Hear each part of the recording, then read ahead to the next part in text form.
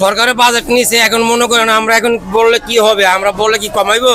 আমাদের কোনো চিন্তা ভাবনা নেই, বাজেট আরো বাড়াক, যেহেতু বাড়াইতে পারে, কিন্তু আমরা খাবো ইনশাল্লাহ, আল্লাহ আমাদেরকে খাওয়াই রাখবো, বাজুক আরো বাড়ুক।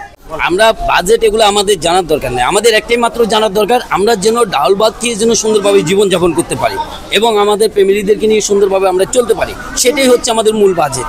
এখন আপনার জাতীয় বাজেট থাকবে, ভাড়া থাকবে, তাহলে তো আমাদের গরিবদের অবস্থা খুব শোচনীয় হয়ে যাবে, কষ্টকর হয়ে যাবে। আর যখন কষ্ট করতে করতে দেয়ালে পিঠ থেকে যাবে, তখন তো আমরা দেখা যাচ্ছে অসামাজিক কার্যকলাপে লিপ্ত হয়ে যাব। তার চেয়েও মানে জাতীয় বাজেট এমনভাবে হওয়া দরকার যাতে আমরা গরিবেরা বাঁচতে পারি। জাতীয় বাজেট নিয়ে আসলে আমরা চাই যেটা সাধারণ মানুষ যে সকল দ্রব্যগুলো ব্যবহার করে সেই জিনিসগুলো যেন সুলভ মূল্যে পাওয়া যায়। টানা সপ্তমবারের মতো বেস্ট টিস্যু পেপার ব্র্যান্ড হিসেবে স্বীকৃতি পেয়েছে বসুন্ধরা টিস্যু। আর যেগুলো বিলাসজাত পণ্য সেগুলোতে দাম বাড়ুক, কারণ যে লোক গাড়ি 20 লাখে কিনতে পারবে তিনি 25 লাখেও কিনতে পারবেন, কিন্তু চালের দাম যেটা 60 টাকা সেটাকে যদি ভর্তুকি দিয়ে 30 করা হয়, এতে সাধারণ মানুষ, দরিদ্র মানুষ, প্রান্তিক শ্রেণীর মানুষ উপকার হবে। চাকরির যে বেতনটা পাচ্ছে সেটার সাথে সামঞ্জস্যতা নেই, যার ফলে সবারই অনেক কষ্ট হয়ে যাচ্ছে।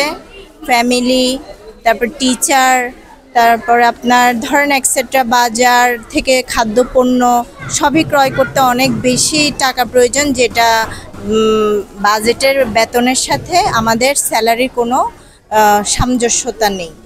মধ্যবিত্ত এবং নিম্ন মধ্যবিত্ত যারা আছে বা নিম্ন যারা আছে ওদের কথার উপর বিবেচনা করে হচ্ছে বাজেটগুলো করা উচিত, কারণ যার ক্রয় ক্ষমতা যতটুকু তার ক্রয় ক্ষমতার উপর বেস করে হচ্ছে আপনার বাজেটগুলো করলে মনে করেন যে এভারেজ হচ্ছে যে আমাদের যে জনসংখ্যা যারা আছে এরা হচ্ছে বেসিক্যালি হচ্ছে স্বস্তির মধ্যে দিন কাটাতে পারবে।